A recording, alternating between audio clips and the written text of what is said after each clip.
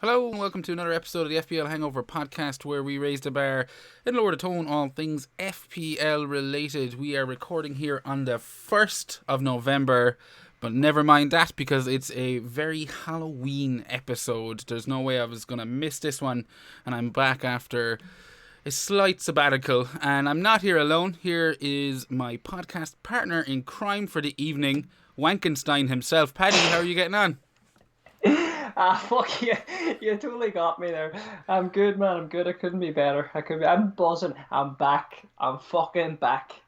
Someone's sitting on a potential green arrow. Well, I say potential. Yeah. It's 90% guaranteed, unless maybe Cody gets sent off tonight. You still have him playing. You're the Yeah, same. I have him playing yet. How has game week 10? I mean, judging by the big beam and smile on your face, everything seems to be going well for you.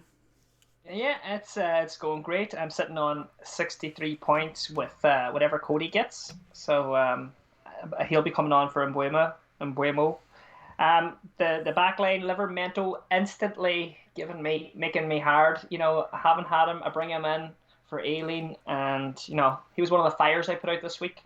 So Livermento doing me proud. Christensen actually started, got me a clean sheet. I'm just going to tell every single fucking player is going to be named here, okay? Because it's brilliant. Go for it. Smith Rowe, after torturing me from the bench last week, gives me 9 this week. I'm delighted. Solid captain. The only blemish, but I'll take it. Everyone fucking done it. 10 points.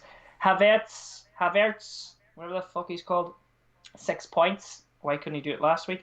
And Rafinha, 9 points. Ronaldo, 12, and Antonio, 2. In a 4-1. What was that, 4-1 they finished up?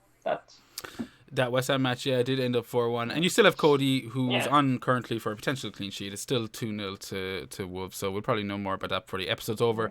But before we look at my team, first things first, Paddy, did you miss me last week? Of course I missed you. I missed you like a bear misses a sore paw. I don't even know if that's one of those sayings that's sarcastic. Nah. Well, how did you get on with Seamus? Come on, give me the Seamus goss. was great. You know, I thought he was very professional.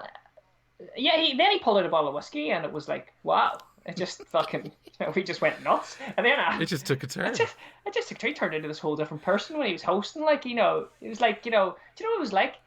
His mommy and daddy was away, and he had the free house to himself, and he just fucking raided their liquor cabinet. You know, that's what. He just as soon as you went, he was just, Viva Las Vegas. And then after the podcast, we stayed on for another hour and a bit on fucking Spaces. So it was just FPL heavy fucking night then for you. We nailed it, like. Yeah, I checked it out. I liked it. I thought it sounded pretty good. The graphics, like obviously with me not being there, I didn't even think we'd get a video out. But the wonders of technology these days, it makes it so fucking easy. Boom, bish bash bash, up on YouTube. And if you missed it last week, I would recommend going over and check it out, and give us an old subscribe while you're over there. But all in all, game week 10 went pretty decent for me as well.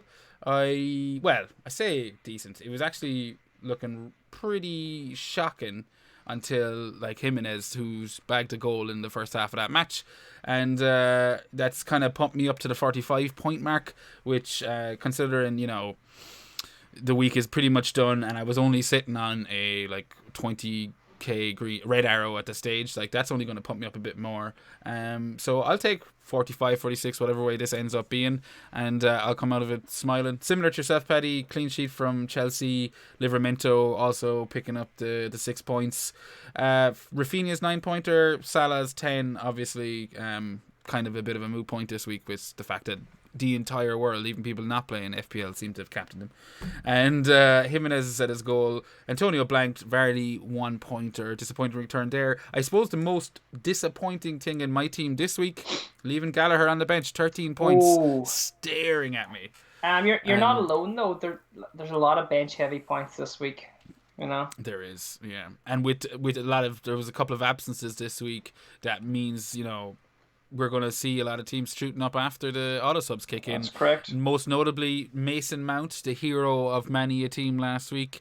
He was absent this week. Apparently, he picked up a bit of an illness, and much to the chagrin of those who brought him in this week, and the likes of Mbumo as well didn't quite make the Brentford match either.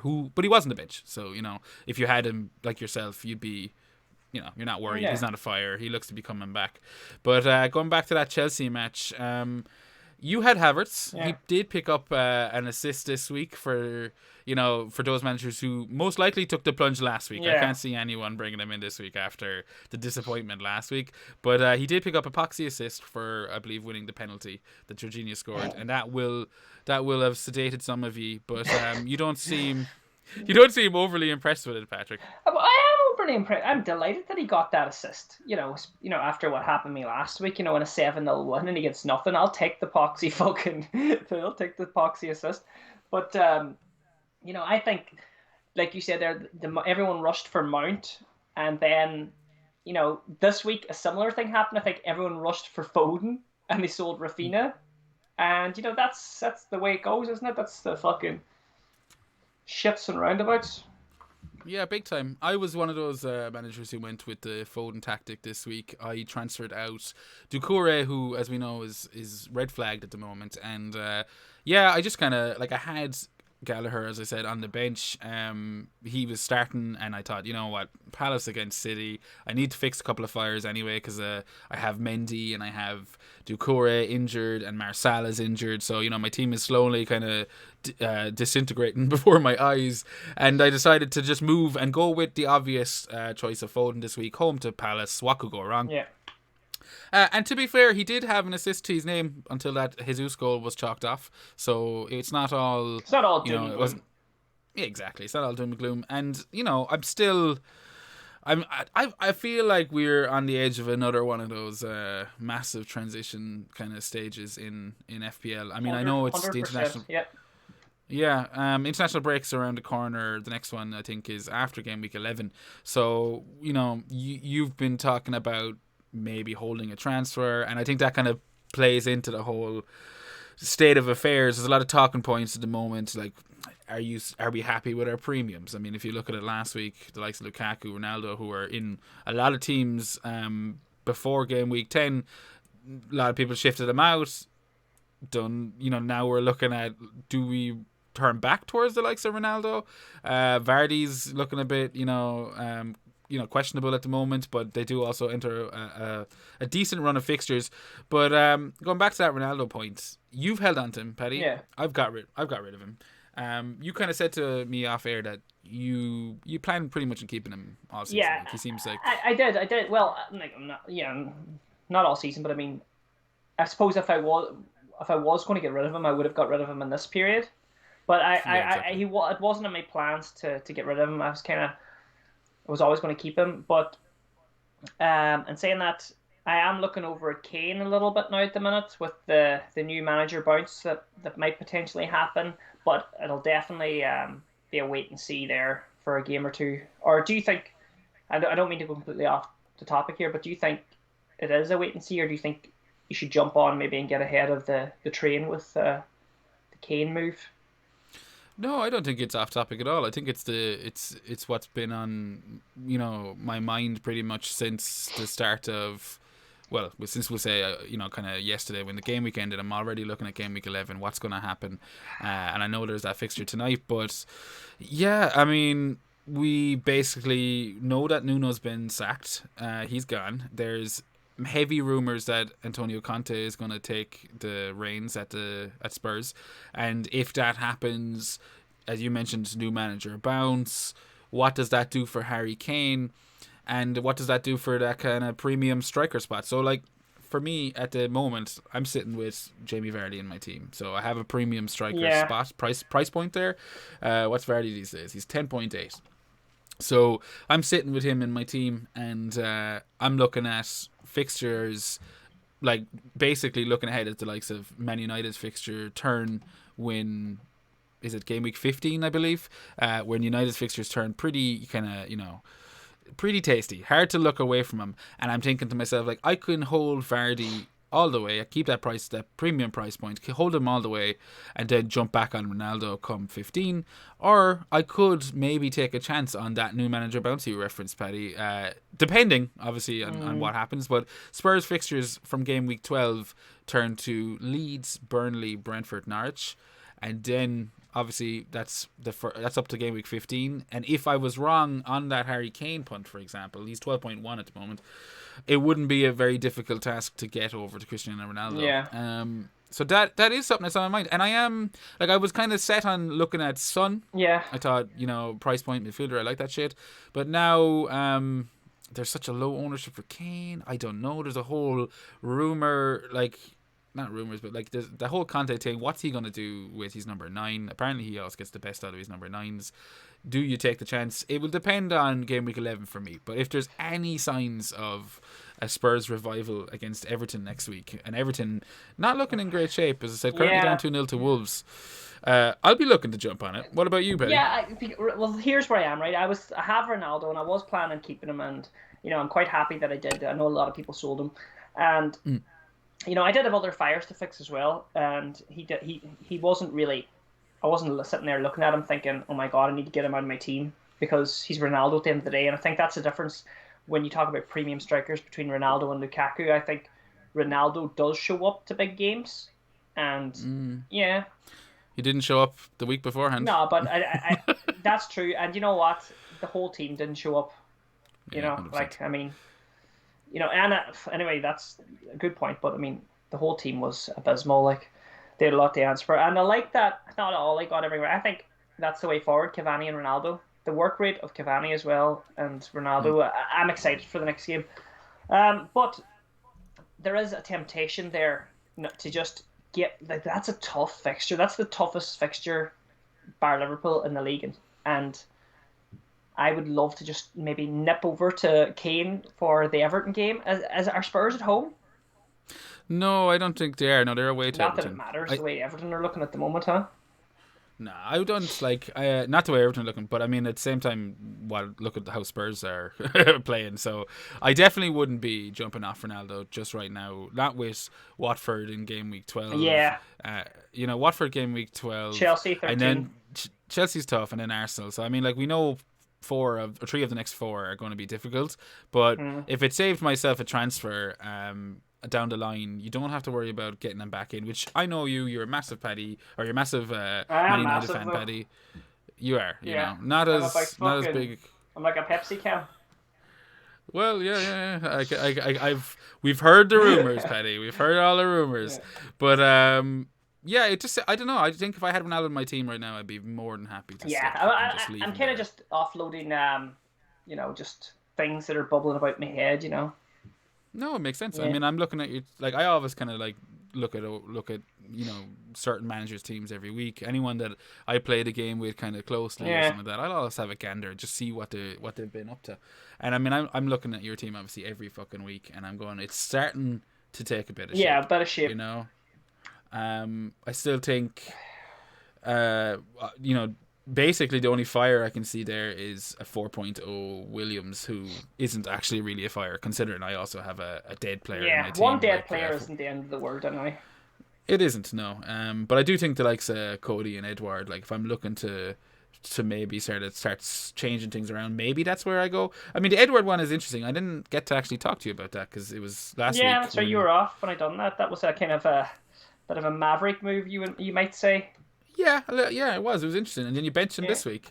He's not benched. Yeah, well, he had to be benched this week, didn't he? No, he's not benched this week. He is. He is, and he's against City. I'm not giving you shit for that. Yeah. So it's against City, so... I was just curious if you, are you planning on benching him most weeks, or... No, he's coming back. He's starting next week. I'm benching Antonio maybe next week. Oof. See, that's a big call. I have a benching headache next week. Let's not forget about it. There's plenty of other players. I could play the 3 up top. I might, but it's crazy. Are we going into next week already? Do you want? Will we just flow? No. You can talk about whatever you want. Flow, my pretty little river. Let's fucking go into next week, right? Everyone's going to have a benching headache next week. I've already seen it starting to surface on Twitter. So here's my bench as it stands. Okay. Mm-hmm. Antonio, that's the big one. That's the big one. call. Yeah, against Liverpool, and they're at home. Cody, I've as well on my bench, and we're not going to talk about Williams because he's in everyone's bench. I'm starting Ronaldo against Man City. Yeah. And I'm starting Edouard against Wolves. Okay. I'm starting Mbuemo against Norwich. Smith Rowe against Watford. Salah against West Ham. Havertz against Burnley. And Rafinha against Leicester. So the midfield is pretty, it's pretty solid. It's very solid, yeah. It's a solid 5. The back line is Livramento, Christensen, and Cancelo, which can't be touched anyway because, it's only 3. Yeah, I get it. I mean, like, of those, I can completely understand why you'd bench Antonio against Liverpool, but I'd never, ever, ever do it in my own team. That's just me.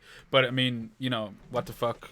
That's not to say that that's the right option, I don't know if I'd have any issue playing Edouard against Wolves either, that kind of way. And knowing the way everything's going, how many people are going to be missing next week? Do you know what I mean? There's going to be absences. Like Rafinha all of a sudden will pick up a fucking training ground injury or something like that. I don't know. But he really, speaking of pulling it out of the bag, he really smashed it this week. 9-point return in Leeds win over Norwich. Or not Norwich. Who the fuck were Leeds playing this week?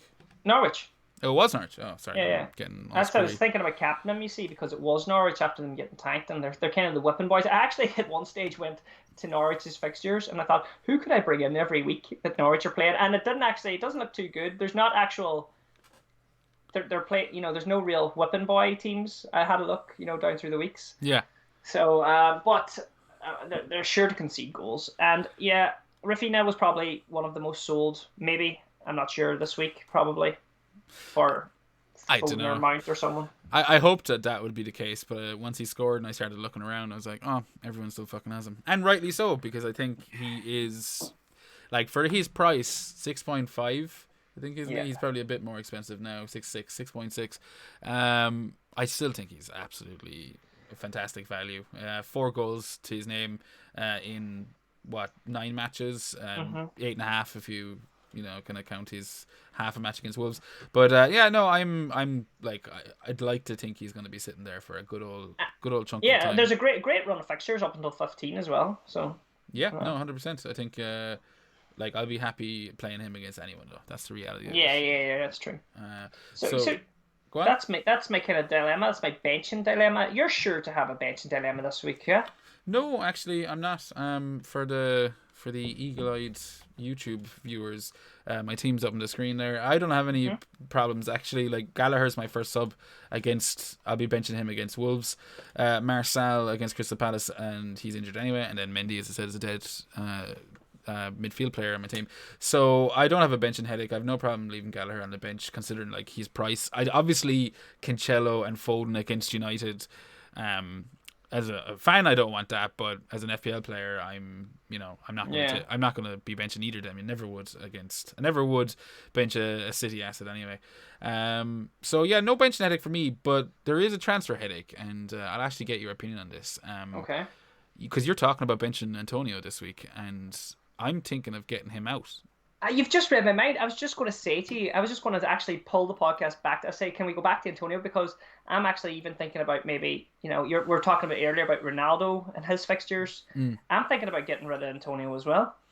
Yeah, I mean, West Ham's fixtures do turn, pretty miserable over the next 4 or 5 weeks. They face Liverpool next week, then they have Wolves in the middle, but then City, Brighton, Chelsea. And then Burnley in GAMEWEEK 16. But so like Chelsea, City, and Liverpool, and even Brighton to some extent, who had a fantastic draw against Liverpool this week. They're not teams I'm particularly expecting a whole lot from. The only thing I would say is that Antonio is so massively owned at the moment still, with 48.4, so like 50% of the teams. Now obviously there will be a percentage of that dead teams because of how well he started the season, so any managers that fell off, so it's probably mildly inflated, but I don't think it's that much over the top. So he's heavily owned. Did you watch the match this week? The Liverpool or the West Ham Spurs? Who the fuck were West Ham playing? West Ham were playing. Was it no? Who the fuck were West Ham playing? I Literally. can't even remember. Yeah, West Ham were playing Aston Villa. Yeah. Yeah, Okay. who have been very fucking forgettable this year, since Yeah. just to clarify. But yeah, they were playing West Ham 4-1, no returns for Antonio. That being said, it's not something that concerned me too much, because if you watched it, I think he could have easily have come out of that match with 2 assists, like no bother. He knocks the ball on. That Bowen goes ahead and basically takes the shot that Fornals gets the rebound on. I think he also assisted the assister for one of the other fucking shots that plays him through. Maybe another Fornals goal. 2 like stonewall assists. I was very. Yeah. I think managers, myself included, were very unlucky not to get some returns from Antonio. But it does kind of, like it's getting to that stage where, like, you have to make moves. Obviously, if you want to go up the ranks, you have to try and get a bit of a differential, and maybe Antonio with his fixtures, it's time to hop off. I'm looking at getting him out and going to Tony, Okay. which probably I was going to ask you who to. So yeah, I think Tony. I think the 2 million, the 2 million savings, or 1.5 million, I have a bit in the bank. That's mainly what I'm thinking. Take a bit of money out of my forward line. That'll allow me then, if I decide. So assuming is that triple Brentford you'd have? I have no Brentford, man. Oh shit.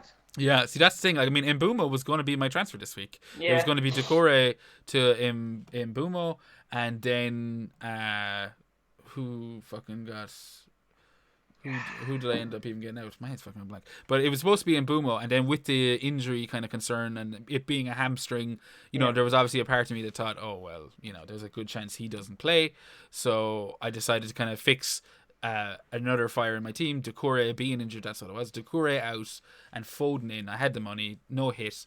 It seemed like a bit of a no-brainer, and it stung me a bit, obviously, with the Gallagher move, but in general, I think that's kind of my approach this season. Like, I'm looking at, as I said, Marcel and Mendy, and I'm thinking I need to change those red flags into, even if they're just kind of playing players.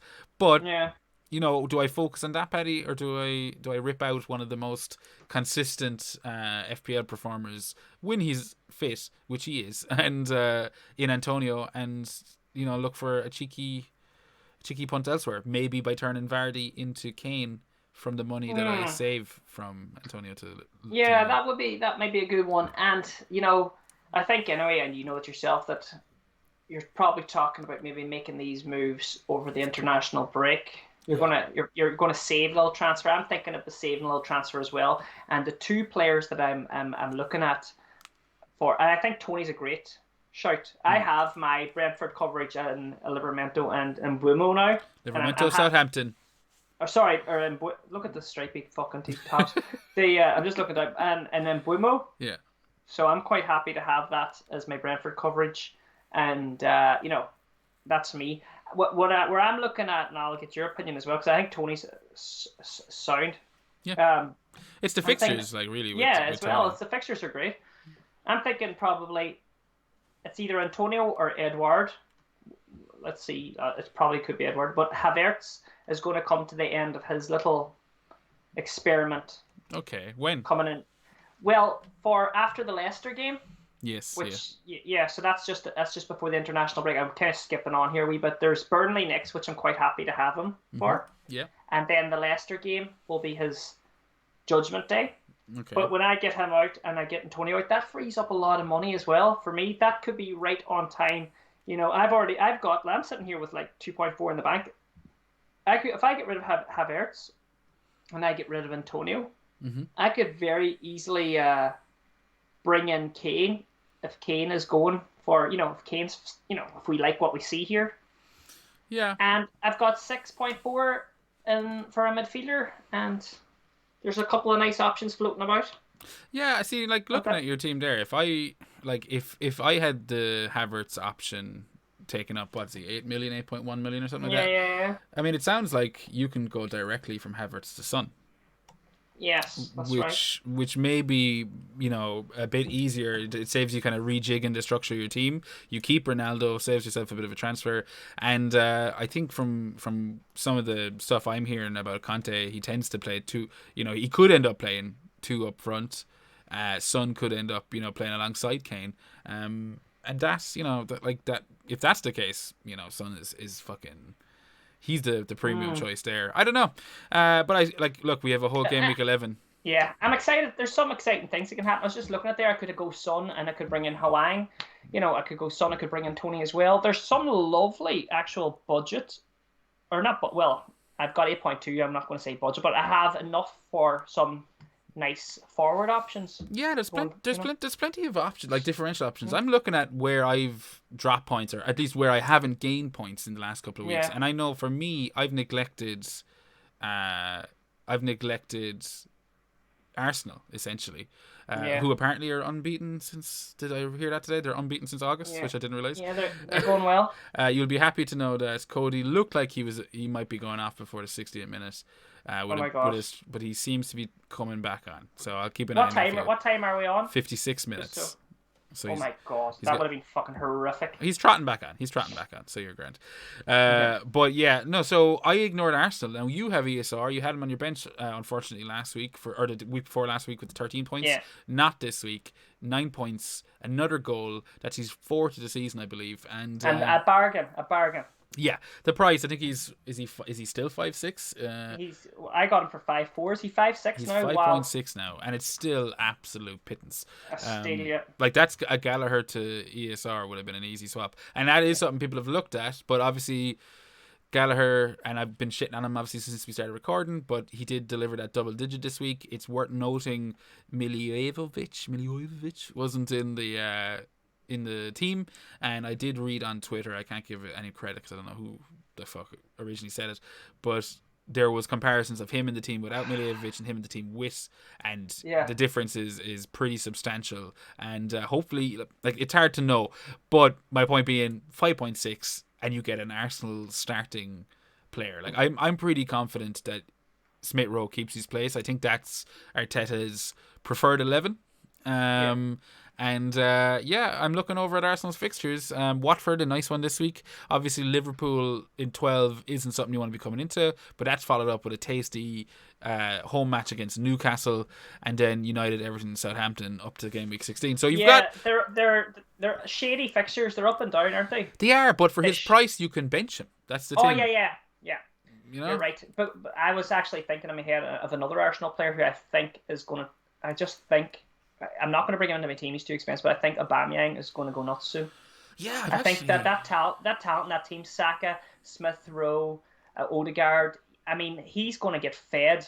He's going to be fed very soon. Like, he's been hungry, and I think I could just, he's too dear at the moment. And the fixtures for me, they aren't appealing to bring in. But I think he's going to be a player that's, going to be heavily under-owned and.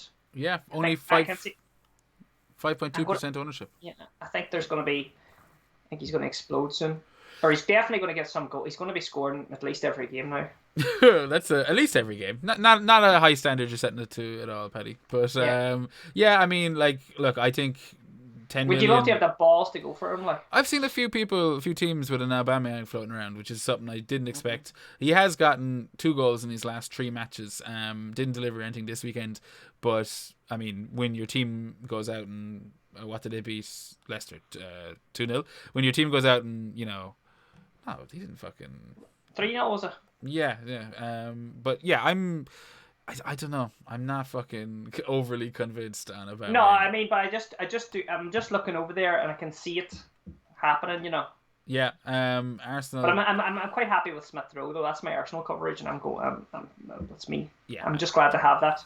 And I'm kind of thinking, like, do I make shapes and try to get that? But I think that's the beauty. There's so many fucking options out there at the moment. Yeah. Like, we've talked about Rafinha getting kind of people back on his side this week after his 9-pointer. Gallagher's kind of, he's been pretty consistent this season. The Everton guys have gone off the boil lately, but there is those really cheap midfield kind of enablers that allow you to have 15 playing players. And, considering, as I said, how many weeks the likes of Reece James, who, hard to avoid this week. What was it, 21 fucking points? Yeah, that's another guy that I would like to get into my team for Christensen instead, swap them over. Yeah. That's something that has to be. Christensen seems to be on 1 week, off the next, on 1 week. You know.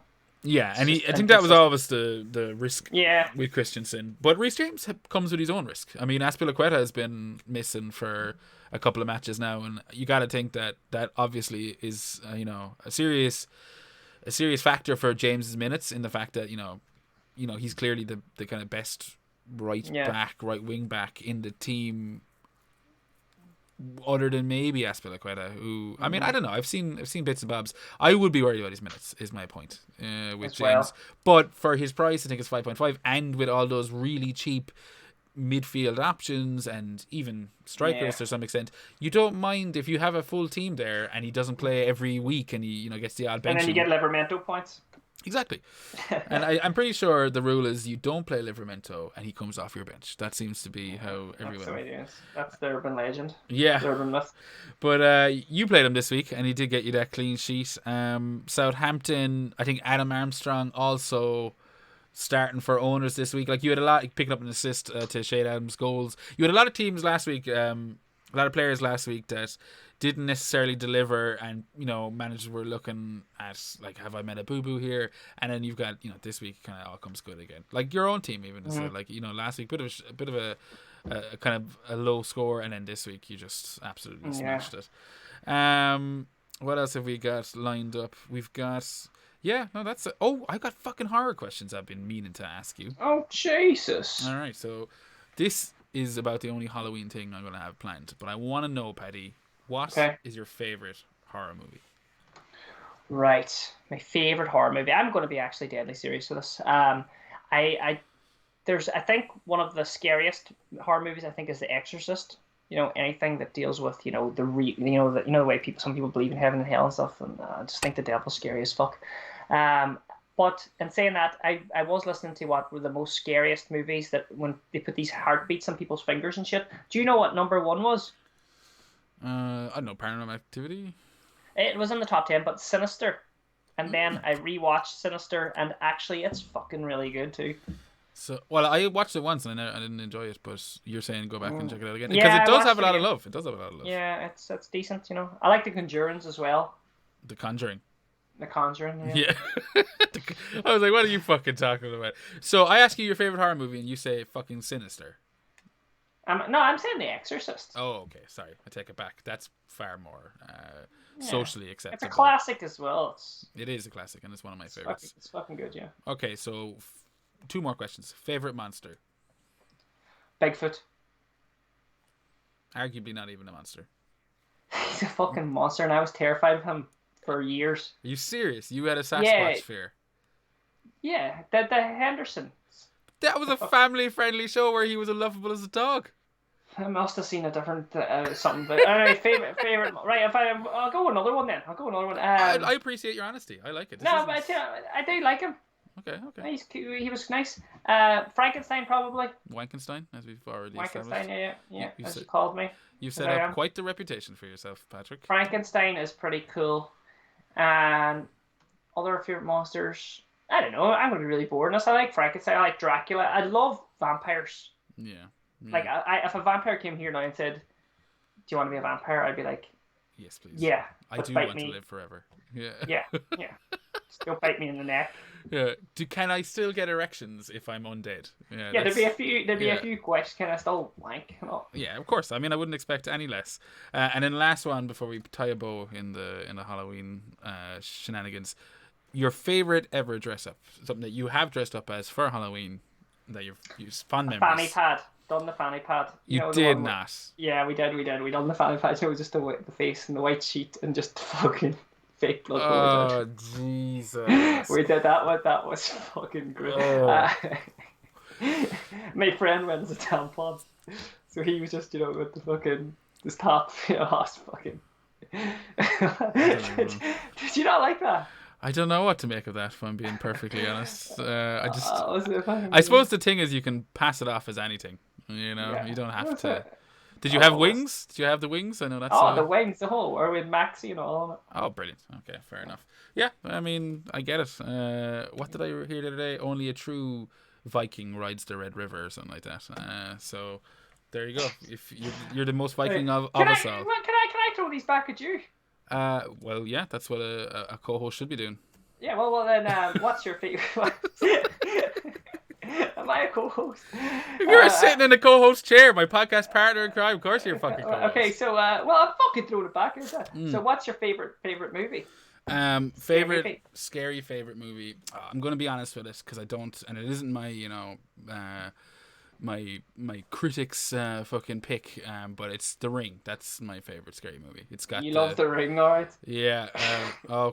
Sorry, Paddy. Everton just wiped out your clean sheet. Fuck up. But yeah. Are you fucking real? Are you telling the truth? I am telling the truth. Oh my god! Nah. Yeah. I had 7 points for Cody here. Not anymore. You don't. Unless Cody went off and I've been distracted. But it looks like Everton have pulled one back. I'll keep an eye on it. But yeah, favorite horror movie for me is The Ring. Yeah, I watched that. Okay. I watched that. Great movie, and it's got that classic scene where she climbs out of the fucking telly, like, which is absolutely amazing. And fair play to TG Caher, one of those Irish stations this week, actually did that. They were doing the weather forecast. What? And then they were doing the weather forecasts, and then all of a sudden, when she finished the weather forecast, the screen zoomed back. And the lights went off, and she started to crawl out. They'd done this effect. It looked like she was actually crawling out through the TV. Check it out on Joe.ie. Came out of nowhere. It's like they do something every year. Apparently, it was very, very good. That is good. So yeah, okay, The Ring. That's a great. But can we just talk? I know we're going off FPL here, but it doesn't matter. It's Halloween special. FPL's done. Yeah, it's done. The critics never like horror movies, so I don't really care unless it's like fucking 2.4 or 3. I'm not watching, but I mean, a 5.5 is good for horror. 100%. That is also something that I would have noticed in my time. It's like, I get it. I mean, they're generally shit because to scare you, they take shortcuts. They don't care about plot, acting, all that crap. So I mean, I see why their critic scores are low. But then every now and again, you see one with a massive rating or really high critics reviews, and you're like going, oh shit, I better go check this one out. The Babadook example, I didn't think that was overly great. I loved it. I thought the Babadook was very good. Well, I mean, okay, it had a great underlying story message and stuff, message and all, and it was okay, but I mean, yeah, was it New Zealand? Yeah, it was one of those.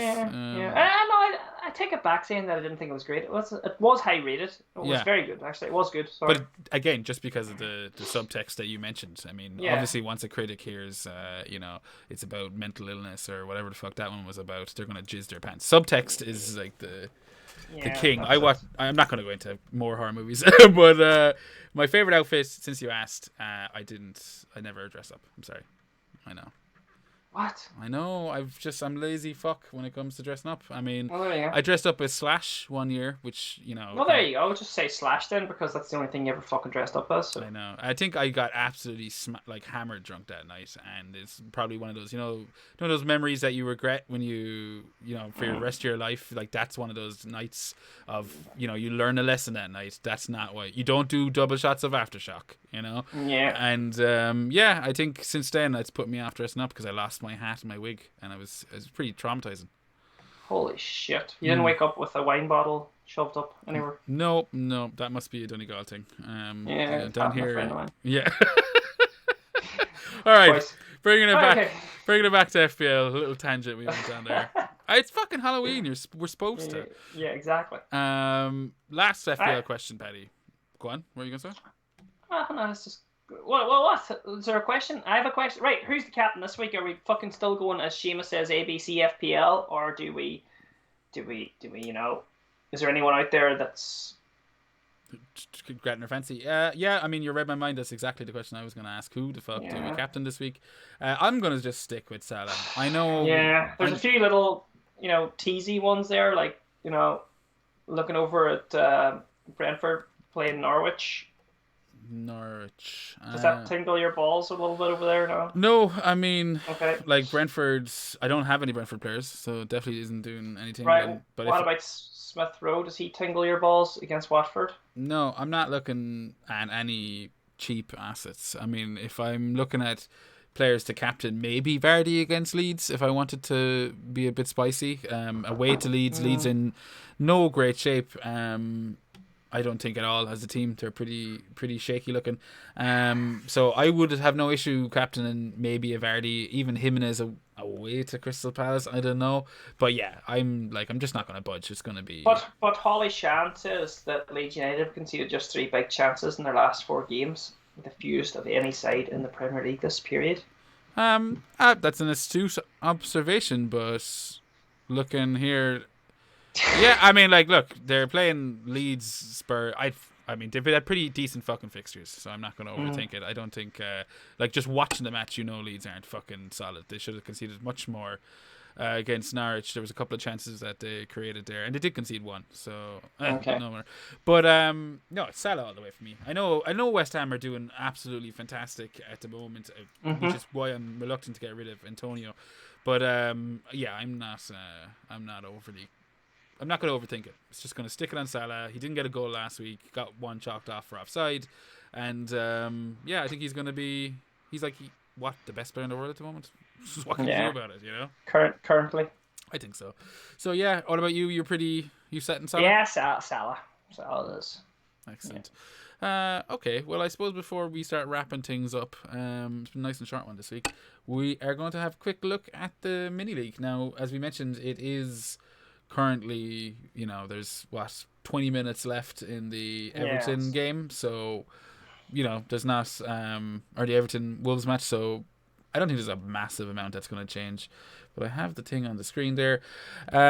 We have a new leader. We have a new top spot. Woohoo! First time this season, from what I can tell, and or from what I can remember, should I say. And yeah, he is sitting pretty on a grand total of 715 points, 1 point off of our second spot. So in first spot this week, we have Emile Smith-Joe, Jack Spalding. He got a 59-point score so far. Second spot, FPL Ukraine, 55 points this week. Third spot, Shawshank Redmondson, 58 points. Fourth spot, Tikal, 45. Rubber Duckies, 44. Rubber Ducky. Down to fifth. Harold's Crossers, 43. FPL Dad, 37. Spreadsheet Warrior. Now these, I imagine, are probably... Dad's gonna have 50 points this week. Yeah. He's getting Smith Rowe, the dirty, poxy bastards. I just realised as I was talking, I was like, yeah, no, these are... He's getting Gallagher to fuck. Oh, Gallagher, that's who it is. Yeah, so just realised as I was saying, I was like, oh, bollocks. But yeah, 8th position, Spreadsheet Warrior, 60 points. Donny's Duds in 9th, and Baker's Beauties in 10. So, yeah, some pretty fucking good scores all around. Scores. Did you like the roast we gave Donny last week? Oh, Jesus. I couldn't get over it. Poor lad. Throwing the C word out. Oh, Jesus. So casually. Yeah, we just went through him, didn't we? Yeah, I mean, look, I loved that last week. It's a pity the league wasn't fully updated, so we could just fucking thrash a few more people, but we'll do it next week. Yeah, we'll do a whole episode where we just talk we just roast people. Yeah. We'll roast everyone in the mini league. We should do that once a week. Twitter. We should pick one account in it once a week and absolutely destroy him. FPL mate. Let's destroy him every week. You just have a list of people that you want to be friends with, and they're ignoring you. And you don't like it. and FPL family. Yeah, there we go. Just keep burning our bridges while you're at it, Paddy. And too good FPL. Yeah. All right. We'll wrap it up there before Paddy gets us even more. I'm on the whiskey. Yeah. We also actually got a couple of comments about that last week. Yourself and Seamus getting absolutely tossed fucking on the pods, drinking Jameson's, so fair play to you. Living up to the name and whatnot. If I am to be honest, we got one complaint. We actually did get one complaint last week. Really? What was it? Who done it? So I haven't said this to you. I haven't said this to you. Yeah. And I'm not going to say who said it. But they found you leaving before the end of the podcast to be a little bit unprofessional, if I may say so. Did I leave before the podcast? You just disappeared and left Seamus on his own. Now, I found it very comical, obviously, but why? What happened? I can't remember. You were after knocking back a nagging of Jameson, and off you went for a piss. And for fuck's sake, you have to go for a piss. We got a complaint. I'm just saying. Oh yeah, that's right. I remember. I was like, "Oh, can you wrap up? I have to go for a piss." First time we've ever got one. I'm away for 1 week, and we've got our first complaint in. I'm gonna find out who said that. You're not. I'm gonna roast them next week. You're not gonna find out, but I will leave it there, and I will wrap it up. Paddy, tell everyone where they can find you. You can get me on Twitter at fplviking_. You can get me on Instagram, the Viking Dippers, where we are actually raising some money for Movember this year. That's why you may see the womb broom on my face, and the old left leg tickler. Yeah, there you go. There we go. Yeah. And so yeah, men's health, men's mental health, men's fucking health, the whole works. So that's what we're doing this month. So That sounds great. So go check out Paddy's Instagram. I assume you're, raising money for that Movember thing. Yeah, okay, great. yeah, I was just distracted by that fucking pedo stash staring down the camera at me. fuck, fuck you. Sorry, Paddy, you're the one that came on there. Fair play to you. I'm proud of you. But yeah, so that's where you can find Paddy. You can find us on Twitter as well at FPL Hangover. If you'd prefer to be a little bit more antiquated, you can reach out to us on our Gmail account. Send us an email. That's fplhangover@gmail.com. But yeah, feel free to like and subscribe if you enjoyed the show. I hope you all enjoy your game week 11s, and most importantly, God bless.